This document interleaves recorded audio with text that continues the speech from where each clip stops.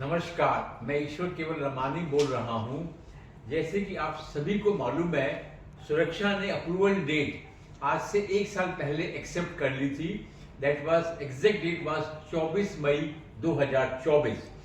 जब उन्होंने 1 साल पहले ये अप्रूवल डेट एक्सेप्ट की थी, तो हम सब home buyers were very happy and we were expecting the construction to take a rapid speed.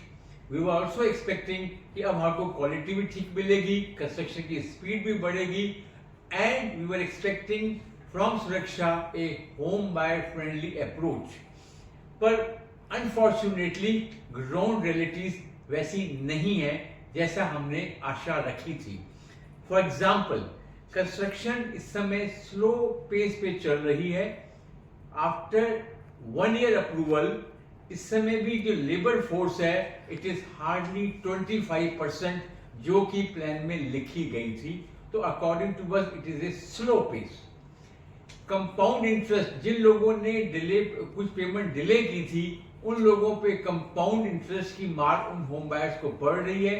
It is an financial stress to all these home buyers. उस पर अभी तक कोई रिलीफ नहीं दिया है, उससे कई लोग परेशान हैं। ये compound interest at least CIRP period का नहीं लगना चाहिए। एडमिनिस्ट्रेटिव चार्जेस और ट्रांसफर चार्जेस भी इन्होंने काफी बढ़ा दिए हैं जो अनजस्टिफाइड है, जिससे अफोर्डेबिलिटी पे इफेक्ट पड़ता है। JP इन्फ्राटेक लिमिटेड में जो फंड्स थे उसमें से कुछ फंड्स इन्होंने फ्रेंडली कंपनीज को डाइवर्ट कर दी हैं, और ये बात सुरक्षा खुद एडमिट करता है कि ये सरप्लस फंड है। अभी कंस्ट्रक्शन पूरी हुई नहीं तो सरप्लस फंड कहां से आ गया? इस पैसे को कंस्ट्रक्शन की स्पीड बढ़ाने में लगाना चाहिए था, इंस्टेड ऑफ डाइवर्टिंग इट। ये भी एक अपने आप में इशू है। फिर आती है कि जो इन्होंने परफॉर्मेंस बैंक गारंटी सबमिट कर रखी है। परफॉर्मेंस बैंक गारंटी होती है कि आपने गारंटी दे रखी है कि जब तक आप प्रोजेक्ट का काम को कंप्लीट नहीं करते तब तक वो बैंक गारंटी रहती है। Now they are requesting to release this performance bank guarantee.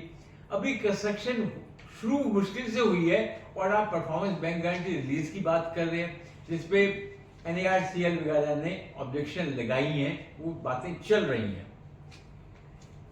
जब इन सब चीजों को देखते हुए, जब ग्राउंड रियलिटी इतनी अच्छी नहीं लिखी, तो कई होम बायर्स ने प्रोटेस्ट भी किया।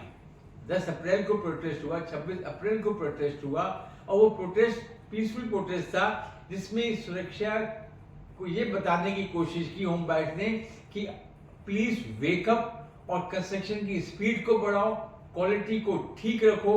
That was the motive of doing the protest. उस प्रोटेस्ट को भी सप्रेस करने के लिए सुरक्षा वालों ने बहुत जल्दी कोर्ट से ऑर्डर निकलवा दिया कि इस प्रोटेस्ट को भी, इस पे भी रिस्ट्रेंट लगाओ। तो ये सारी जो बातें मैंने गिनाई हैं वो ये बताती हैं कि होम बायर आज 15 साल के बाद भी सफर कर रहा है।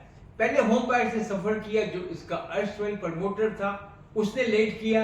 जब उससे फ्री हुए तो अब जो ये नया डेवलपर सुरक्षा है, ये भी कोई बहुत अच्छे ढंग से काम नहीं कर रहा। इससे भी अब होम बायर्स के मन के अंदर परेशानियां और नाराजगी आ रही है। अनफॉर्चुनेटली ये जो हमारा सिस्टम है, पूरा entire system I would say, इससे भी लोगों को सेटिस्फेक्शन नहीं है। Now time has come to unite, ताकि हम अपनी वॉइस को एम्पलीफाई कर सकें। हमें अपनी वॉइस को एम्पलीफाई करना पड़ेगा legally as well as socially, सब प्लेटफॉर्म पे।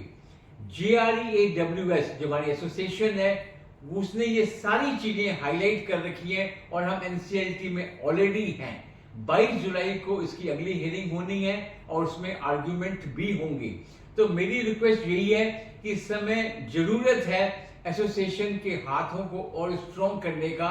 तो we would appeal that please join the association GREAWS, ताकि हम लीगली और सोशली अपनी फाइट को जारी रखें, क्योंकि अभी हमें अपने स्ट्रगल को जारी रखना पड़ेगा, अपनी वॉइस को रेज करना पड़ेगा। तो I would appeal, please support the association, ताकि हम अच्छी स्ट्रेंथ के साथ अपनी बात को रख सकें। धन्यवाद।